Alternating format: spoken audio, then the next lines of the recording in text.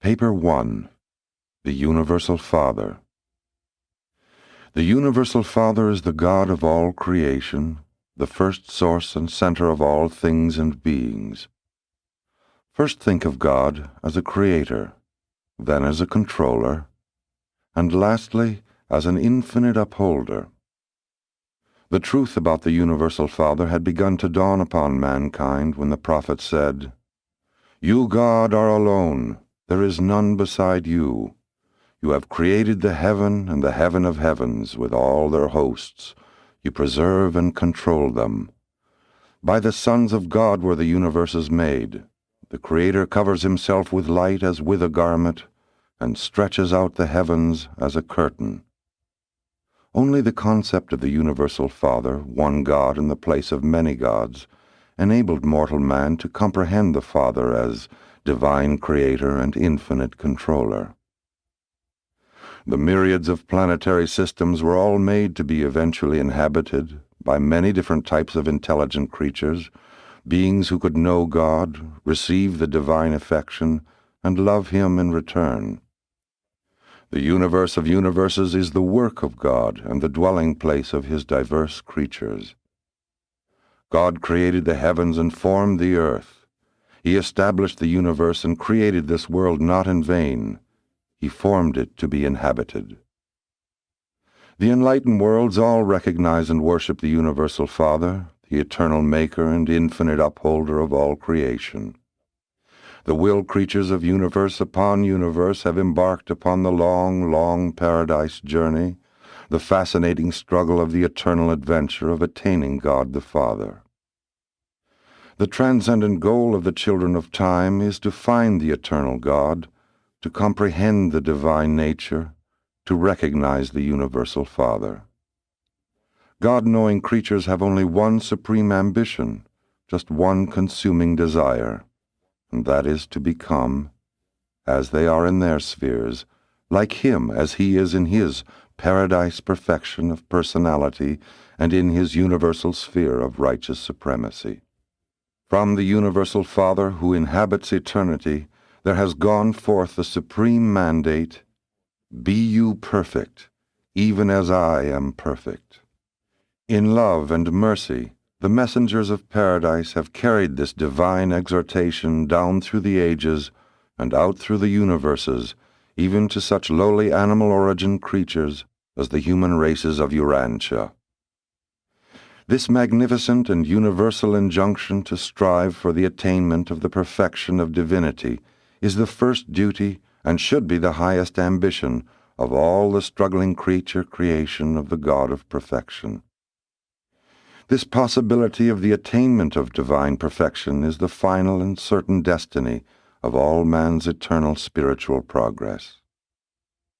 Urantia mortals can hardly hope to be perfect in the infinite sense, but it is entirely possible for human beings, starting out as they do on this planet, to attain the supernal and divine goal which the infinite God has set for mortal man.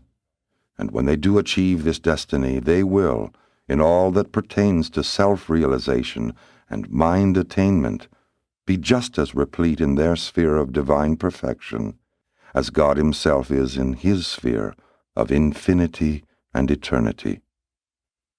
Such perfection may not be universal in the material sense, unlimited in intellectual grasp, or final in spiritual experience, but it is final and complete in all finite aspects of divinity of will, perfection of personality motivation, and God consciousness.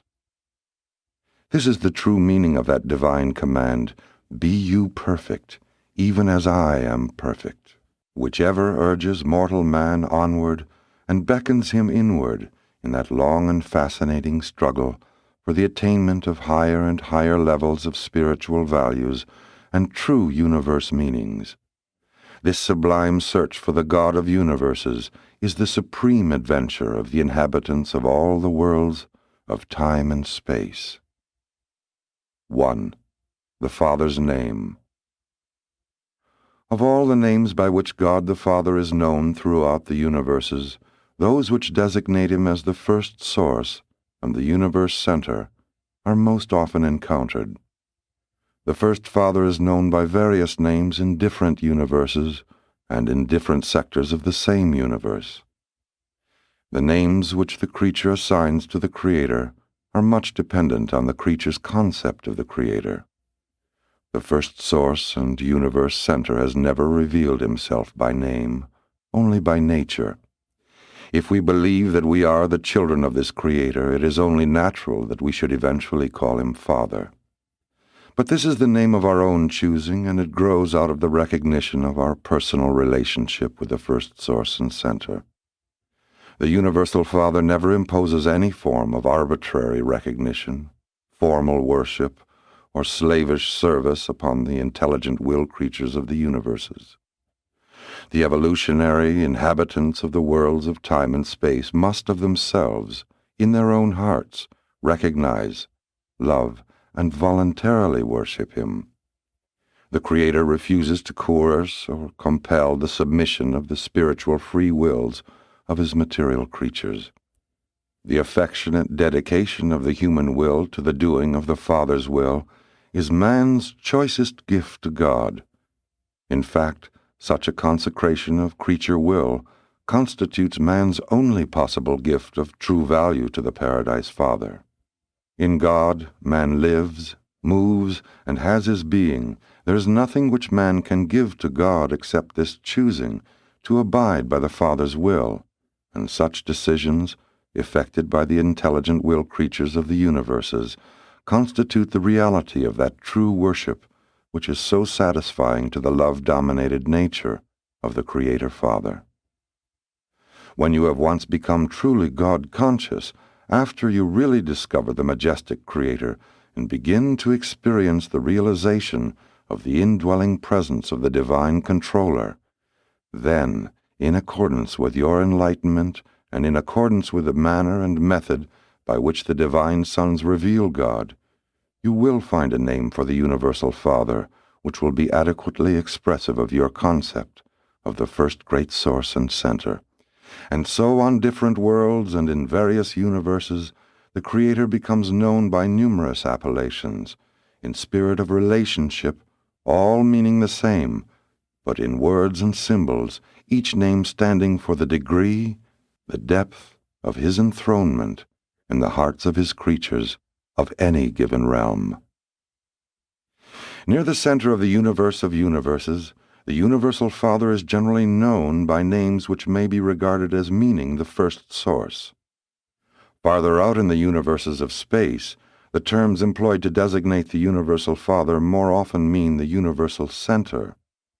Still farther out in the starry creation, he is known as on the headquarters world of your local universe, as the first creative source and divine center. In one nearby constellation, God is called the Father of Universes. In another, the Infinite Upholder, and to the east, the Divine Controller. He has also been designated the Father of Lights, the Gift of Life, and the All-Powerful One. On those worlds where a Paradise Son has lived a bestowal life, God is generally known by some name indicative of personal relationship, tender affection, and fatherly devotion. On your constellation headquarters, God is referred to as the Universal Father, and on different planets in your local system of inhabited worlds, he is variously known as the Father of Fathers, the Paradise Father, the Havona Father, and the Spirit Father. Those who know God through the revelations of the bestowals of the Paradise Sons eventually yield to the sentimental appeal of the touching relationship of the creature-creator association and refer to God as our Father. On a planet of sex creatures, in a world where the impulses of parental emotion are inherent in the hearts of its intelligent beings, the term Father becomes a very expressive and appropriate name for the eternal God. He is best known, most universally acknowledged, on your planet, Urantia, by the name God. The name he is given is of little importance. The significant thing is that you should know him and aspire to be like him. Your prophets of old truly called him the everlasting God, and referred to him as the one who inhabits eternity. 2. The reality of God. God is primal reality in the spirit world. God is the source of truth in the mind spheres. God overshadows all throughout the material realms. To all created intelligences, God is a personality, and to the universe of universes, he is the first source and center of eternal reality. God is neither man-like nor machine-like. The first Father is universal spirit, eternal truth, infinite reality, and Father personality. The eternal God is infinitely more than reality idealized or the universe personalized. God is not simply the supreme desire of man, the mortal quest objectified. Neither is God merely a concept, the power potential of righteousness. The universal Father is not a synonym for nature, neither is he natural law personified. God is a transcendent reality, not merely man's traditional concept of supreme values. God is not a psychological focalization of spiritual meanings, neither is he the noblest work of man. God may be any or all of these concepts in the minds of men, but he is more. He is a saving person and a loving Father to all who enjoy spiritual peace on earth and who crave to experience personality survival in death. The actuality of the existence of God is demonstrated in human experience by the indwelling of the divine presence, the spirit monitor sent from paradise to live in the mortal mind of man and there to assist in evolving the immortal soul of eternal survival. The presence of this divine adjuster in the human mind is disclosed by three experiential phenomena. 1. The intellectual capacity for knowing God, God consciousness. 2. The spiritual urge to find God, God seeking. 3. The personality craving to be like God, the wholehearted desire to do the Father's will. The existence of God can never be proved by scientific experiment or by the pure reason of logical deduction. God can be realized only in the realms of human experience.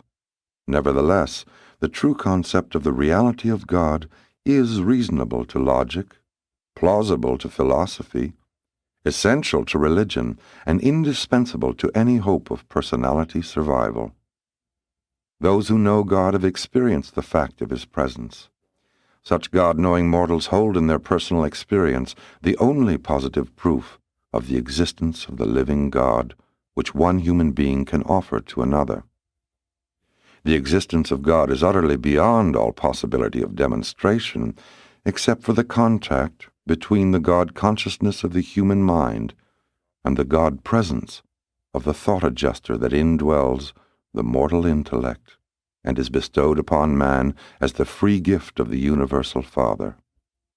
In theory, you may think of God as the creator, and he is the personal creator of paradise and the central universe of perfection, but the universes of time and space are all created and organized by the paradise core of the Creator's sons. The universal Father is not the personal creator of the local universe of Nebadon. The universe in which you live is the creation of his son, Michael.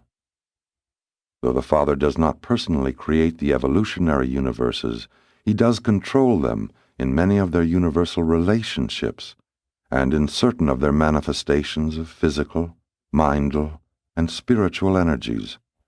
God the Father is the personal creator of the paradise universe, and in association with the eternal Son, the creator of all other personal universe creators.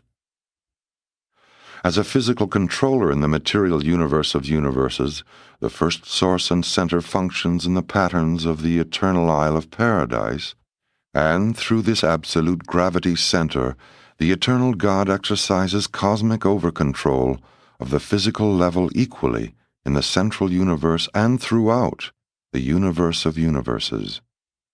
As mind, God functions in the deity of the infinite Spirit.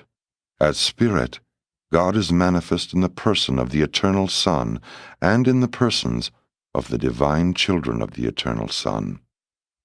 This interrelation of the first source and center with the coordinate persons and absolutes of paradise does not in the least preclude the direct personal action of the Universal Father throughout all creation and on all levels thereof. Through the presence of his fragmentized spirit, the Creator Father maintains immediate contact with his creature children and his created universes. 3. God is a universal spirit. God is spirit. He is a universal spiritual presence.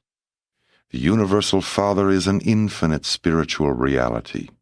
He is the sovereign, eternal, immortal, invisible, and only true God.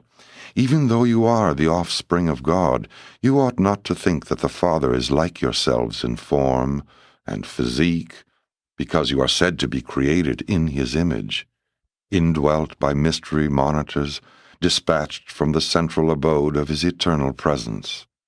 Spirit beings are real, notwithstanding they are invisible to human eyes, even though they have not flesh and blood. Said the seer of old, "Lo, he goes by me, and I see him not. He passes on also, but I perceive him not." We may constantly observe the works of God. We may be highly conscious of the material evidences of his majestic conduct, but rarely may we gaze upon the visible manifestation of his divinity, not even to behold the presence of his delegated spirit of human indwelling. The Universal Father is not invisible because he is hiding himself away from the lowly creatures of materialistic handicaps and limited spiritual endowments. The situation rather is, "You cannot see my face, for no mortal can see me and live." No material man could behold the Spirit God and preserve his mortal existence.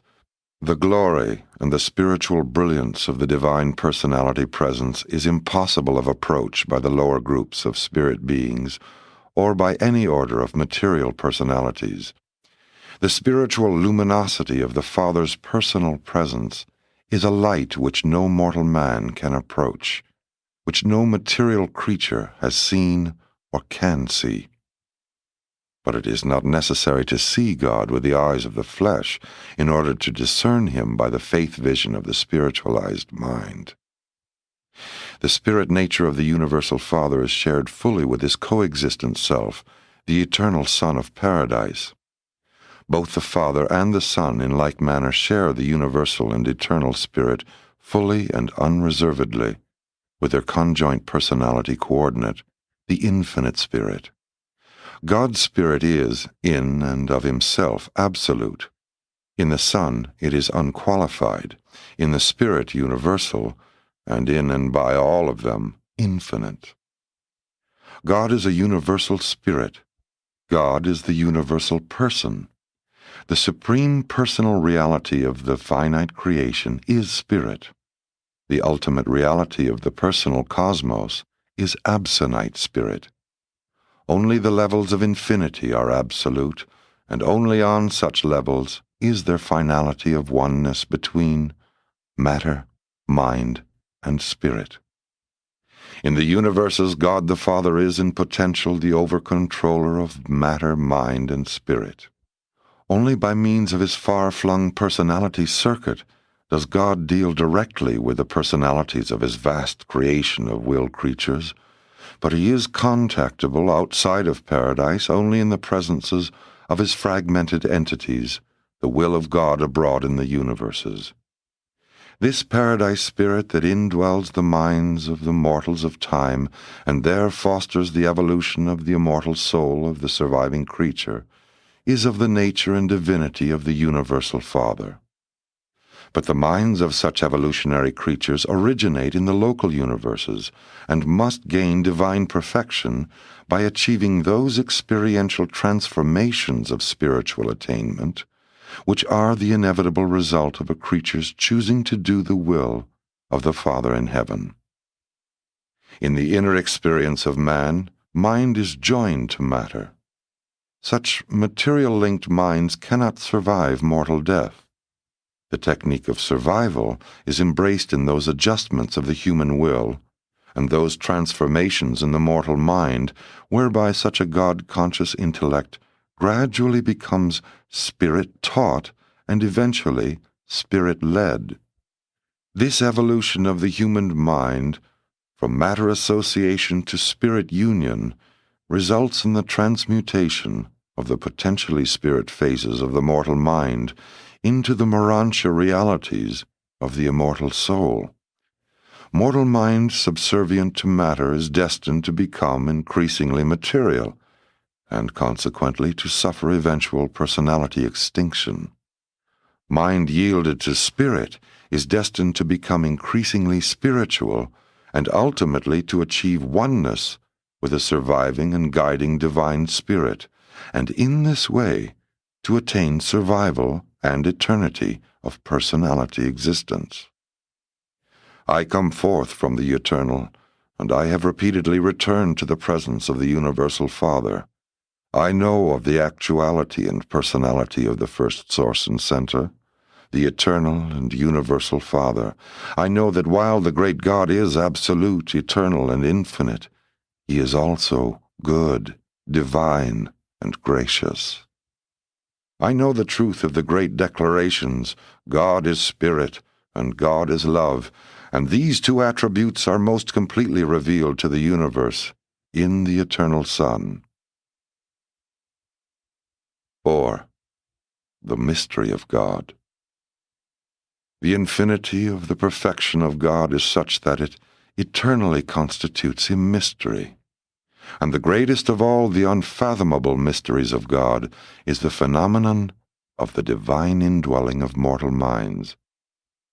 The manner in which the Universal Father sojourns with the creatures of time is the most profound of all universe mysteries. The divine presence in the mind of man is the mystery of mysteries. The physical bodies of mortals are the temples of God. Notwithstanding that the sovereign Creator sons come near the creatures of their inhabited worlds and draw all men to themselves, though they stand at the door of consciousness and knock and delight to come in to all who will open the doors of their hearts. Although there does exist this intimate personal communion between the Creator's sons and their mortal creatures, nevertheless, mortal men have something from God himself which actually dwells within them. Their bodies are the temples thereof. When you are through down here, when your course has been run in temporary form on earth, when your trial trip in the flesh is finished, when the dust that composes the mortal tabernacle returns to the earth whence it came, then it is revealed the indwelling spirit shall return to God who gave it. There sojourns within each mortal being of this planet a fragment of God, a part and parcel of divinity. It is not yet yours by right of possession, but it is designedly intended to be one with you if you survive the mortal existence. We are constantly confronted with this mystery of God. We are nonplussed by the increasing unfolding of the endless panorama of the truth of his infinite goodness, endless mercy, matchless wisdom, and superb character. The divine mystery consists in the inherent difference which exists between the finite and the infinite, the temporal and the eternal, the time-space creature and the universal creator, the material and the spiritual, the imperfection of man and the perfection of paradise deity. The God of universal love unfailingly manifests himself to every one of his creatures up to the fullness of that creature's capacity to spiritually grasp the qualities of divine truth, beauty, and goodness. to every spirit being and to every mortal creature in every sphere and on every world of the universe of universes, the universal Father reveals all of his gracious and divine self that can be discerned or comprehended by such spirit beings and by such mortal creatures. God is no respecter of persons, either spiritual or material. The divine presence which any child of the universe enjoys at any given moment is limited only by the capacity of such a creature to receive and to discern the spirit actualities of the supermaterial world. As a reality in human spiritual experience, God is not a mystery. But when an attempt is made to make plain the realities of the spirit world to the physical minds of the material order, mystery appears, mystery so subtle and so profound that only the faith grasp of the God-knowing mortal can achieve the philosophic miracle of the recognition of the infinite by the finite, the discernment of the eternal God by the evolving mortals of the material worlds of time and space. 5. Personality of the Universal Father. Do not permit the magnitude of God, his infinity, either to obscure or eclipse his personality. He who planned the ear, shall he not hear? He who formed the eye, shall he not see? The Universal Father is the acme of divine personality. He is the origin and destiny of personality throughout all creation. God is both infinite and personal. He is an infinite personality. The Father is truly a personality, notwithstanding that the infinity of his person places him forever beyond the full comprehension of material and finite beings. God is much more than a personality as personality is understood by the human mind. He is even far more than any possible concept of a superpersonality. But it is utterly futile to discuss such incomprehensible concepts of divine personality with the minds of material creatures whose maximum concept of the reality of being consists in the idea and ideal of personality. The material creature's highest possible concept of the universal creator is embraced within the spiritual ideals of the exalted idea of divine personality. Therefore, although you may know that God must be much more than the human conception of personality, you equally well know that the Universal Father cannot possibly be anything less than an eternal, infinite, true, good, and beautiful personality. God is not hiding from any of his creatures. He is unapproachable to so many orders of beings only because he dwells in a light which no material creature can approach. The immensity and grandeur of the divine personality is beyond the grasp of the unperfected mind of evolutionary mortals. He measures the waters in the hollow of his hand, measures a universe with the span of his hand. It is he who sits on the circle of the earth, who stretches out the heavens as a curtain and spreads them out as a universe to dwell in. Lift up your eyes on high and behold who has created all these things, who brings out their worlds by number and calls them all by their names. And so it is true that the invisible things of God are partially understood by the things which are made. Today, and as you are, you must discern the invisible Maker through his manifold and diverse creation, as well as through the revelation and ministration of his sons and their numerous subordinates. Even though material mortals cannot see the person of God, they should rejoice in the assurance that he is a person. By faith, accept the truth which portrays that the Universal Father so loved the world as to provide for the eternal spiritual progression of its lowly inhabitants, that he delights in his children. God is lacking in none of those superhuman and divine attributes which constitute a perfect, eternal, loving, and infinite creator personality. In the local creations, excepting for the personnel of the superuniverses, God has no personal or residential manifestation aside from the paradise creator sons, who are the fathers of the inhabited worlds and the sovereigns of the local universes. If the faith of the creature were perfect, he would assuredly know that when he had seen a Creator Son, he had seen the Universal Father. In seeking for the Father, he would not ask nor expect to see other than the Son. Mortal man simply cannot see God until he achieves completed spirit transformation and actually attains paradise. The natures of the Paradise Creator Sons do not encompass all the unqualified potentials of the universal absoluteness of the infinite nature of the first great source and center, but the Universal Father is in every way divinely present in the Creator Sons. The Father and his sons are one. These Paradise Sons of the Order of Michael are perfect personalities, even the pattern for all local universe personality, from that of the bright and morning star down to the lowest human creature of progressing animal evolution. Without God, and except for his great and central person, there would be no personality throughout all the vast universe of universes. God is personality. Notwithstanding that God is an eternal power, a majestic presence, a transcendent ideal, and a glorious spirit, though he is all these and infinitely more, nonetheless, he is truly and everlastingly a perfect Creator personality, a person who can know and be known, who can love and be loved, and one who can befriend us. While you can be known as other humans have been known as the friend of God, he is a real spirit and a spiritual reality.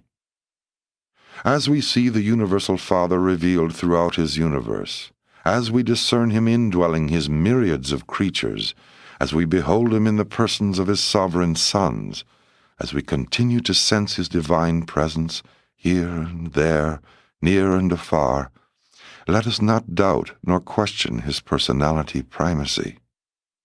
Notwithstanding all these far-flung distributions, he remains a true person and everlastingly maintains personal connection with the countless hosts of his creatures scattered throughout the universe of universes. The idea of the personality of the Universal Father is an enlarged and truer concept of God which has come to mankind chiefly through revelation. Reason, wisdom, and religious experience all infer and imply the personality of God, but they do not altogether validate it. Even the indwelling thought adjuster is pre-personal.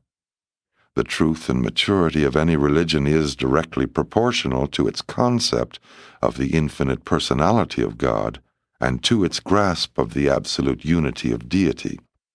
The idea of a personal deity becomes, then, the measure of religious maturity after religion has first formulated the concept of the unity of God.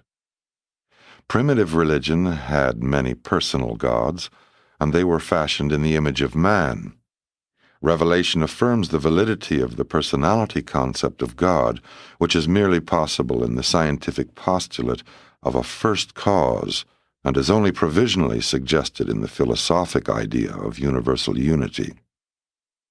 Only by personality approach can any person begin to comprehend the unity of God. To deny the personality of the first source and center leaves one only the choice of two philosophic dilemmas: materialism or pantheism. In the contemplation of deity, the concept of personality must be divested of the idea of corporeality. A material body is not indispensable to personality in either man or God. The corporeality error is shown in both extremes of human philosophy. In materialism, since man loses his body at death, he ceases to exist as a personality. In pantheism, since God has no body, he is not therefore a person. The superhuman type of progressing personality functions in a union of mind and spirit. Personality is not simply an attribute of God. It rather stands for the totality of the coordinated infinite nature and the unified divine will, which is exhibited in eternity and universality of perfect expression. Personality, in the supreme sense, is the revelation of God to the universe of universes. God, being eternal, universal, absolute, and infinite, does not grow in knowledge nor increase in wisdom. God does not acquire experience as finite man might conjecture or comprehend, but he does, within the realms of his own eternal personality, enjoy those continuous expansions of self-realization which are in certain ways comparable to and analogous with the acquirement of new experience by the finite creatures of the evolutionary worlds. The absolute perfection of the infinite God would cause him to suffer the awful limitations of unqualified finality of perfectness, were it not a fact that the Universal Father directly participates in the personality struggle of every imperfect soul in the wide universe, who seeks by divine aid to ascend to the spiritually perfect worlds on high. This progressive experience of every spirit being and every mortal creature throughout the universe of universes is a part of the Father's ever-expanding deity consciousness of the never-ending divine circle of ceaseless self-realization. It is literally true, in all your afflictions he is afflicted. In all your triumphs he triumphs in and with you. His pre-personal divine spirit is a real part of you. The Isle of Paradise responds to all the physical metamorphoses of the universe of universes. The eternal Son includes all the spirit impulses of all creation. The conjoint actor encompasses all the mind expression of the expanding cosmos. The Universal Father realizes in the fullness of the divine consciousness all the individual experience of the progressive struggles of the expanding minds and the ascending spirits of every entity, being, and personality of the whole evolutionary creation of time and space. And all this is literally true, for in him we all live and move and have our being. 6. Personality in the universe. Human personality is the time-space image-shadow cast by the divine creator personality, and no actuality can ever be adequately comprehended by an examination of its shadow. Shadows should be interpreted in terms of the true substance. God is to science a cause, to philosophy an idea, to religion a person, even the loving Heavenly Father.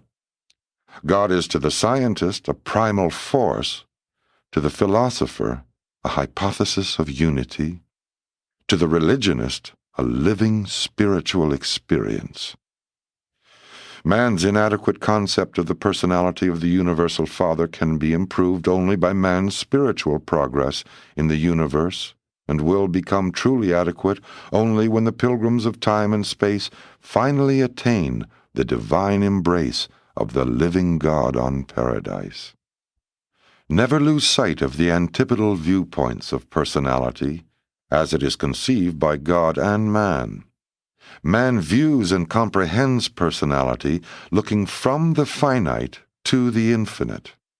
God looks from the infinite to the finite. Man possesses the lowest type of personality, God the highest, even supreme, ultimate, and absolute. Therefore did the better concepts of the divine personality have patiently to await the appearance of improved ideas of human personality, especially the enhanced revelation of both human and divine personality in the Urantian bestowal life of Michael, the Creator's Son.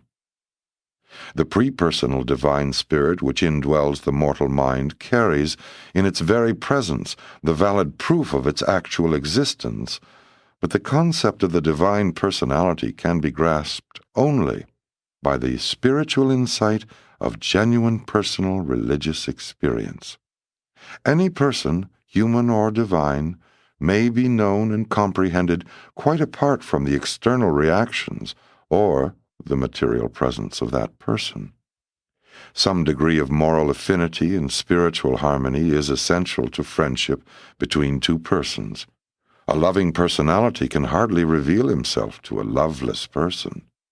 Even to approach the knowing of a divine personality, all of man's personality endowments must be wholly consecrated to the effort. Half-hearted, partial devotion will be unavailing.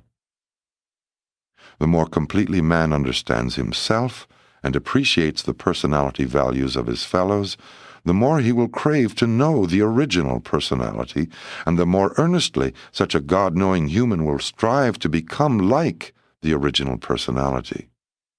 You can argue over opinions about God, but experience with Him and in Him exists above and beyond all human controversy and mere intellectual logic.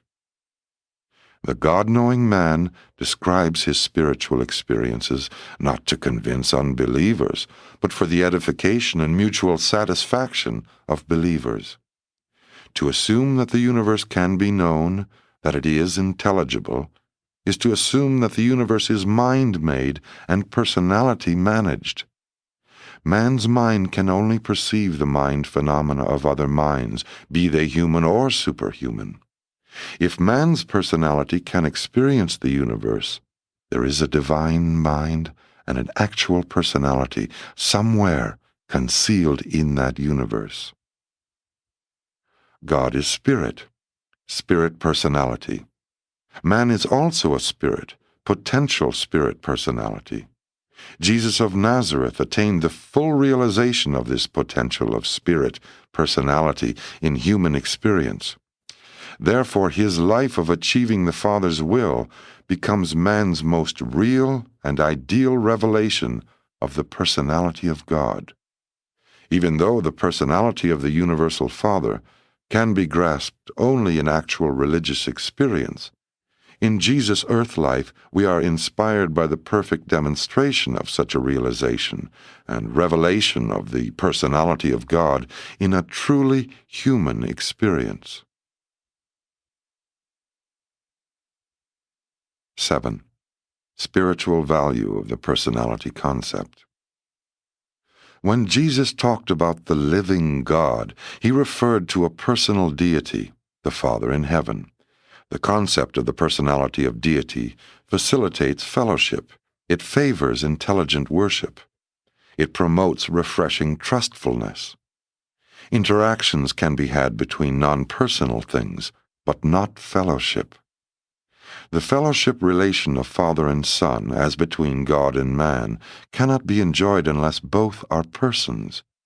Only personalities can commune with each other, albeit this personal communion may be greatly facilitated by the presence of just such an impersonal entity as the thought adjuster. Man does not achieve union with God as a drop of water might find unity with the ocean. Man attains divine union by progressive, reciprocal spiritual communion, by personality intercourse with the personal God, by increasingly attaining the divine nature through wholehearted and intelligent conformity to the divine will. Such a sublime relationship can exist only between personalities. The concept of truth might possibly be entertained apart from personality. The concept of beauty may exist without personality. But the concept of divine goodness is understandable only in relation to personality. Only a person can love and be loved. Even beauty and truth would be divorced from survival hope if they were not attributes of a personal God, a loving Father. We cannot fully understand how God can be primal, changeless, all-powerful, and perfect, and at the same time be surrounded by an ever-changing and apparently law-limited universe, an evolving universe of relative imperfections. But we can know such a truth in our own personal experience, since we all maintain identity of personality and unity of will in spite of the constant changing of both ourselves and our environment. Ultimate universe reality cannot be grasped by mathematics, logic, or philosophy, only by personal experience in progressive conformity to the divine will of a personal God. Neither science, philosophy, nor theology can validate the personality of God. Only the personal experience of the faith sons of the Heavenly Father can effect the actual spiritual realization of the personality of God. The higher concepts of universe personality imply identity, self-consciousness, self-will, and possibility for self-revelation. And these characteristics further imply fellowship with other and equal personalities, such as exists in the personality associations of the paradise deities. And the absolute unity of these associations is so perfect that divinity becomes known by indivisibility, by oneness. The Lord God is one. Indivisibility of personality does not interfere with God's bestowing His Spirit to live in the hearts of mortal men. Indivisibility of a human father's personality does not prevent the reproduction of mortal sons and daughters. This concept of indivisibility, in association with the concept of unity, implies transcendence of both time and space by the ultimacy of deity. Therefore, neither space nor time can be absolute or infinite. The first source and center is that infinity who unqualifiedly transcends all mind, all matter, and all spirit. The fact of the Paradise Trinity in no manner violates the truth of the divine unity. The three personalities of Paradise deity are, in all universe reality reactions and in all creature relations, as one. Neither does the existence of these three eternal persons violate the truth of the indivisibility of deity. I am fully aware that I have at my command no language adequate to make clear to the mortal mind how these universe problems appear to us. But you should not become discouraged. Not all of these things are wholly clear even to the high personalities belonging to my group of paradise beings. Ever bear in mind that these profound truths pertaining to deity will increasingly clarify as your minds become progressively spiritualized during the successive epochs of the long mortal ascent to paradise. Presented by a divine counselor, a member of a group of celestial personalities assigned by the Ancients of Days on Uversa, the headquarters of the seventh superuniverse, to supervise those portions of this forthcoming revelation which have to do with affairs beyond the borders of the local universe of Nebadon. I am commissioned to sponsor those papers portraying the nature and attributes of God because I represent the highest source of information available for such a purpose on any inhabited world. I have served as a divine counselor in all 7 of the superuniverses and have long resided at the paradise center of all things. Many times have I enjoyed the supreme pleasure of a sojourn in the immediate personal presence of the Universal Father. I portray the reality and truth of the Father's nature and attributes with unchallengeable authority. I know whereof I speak.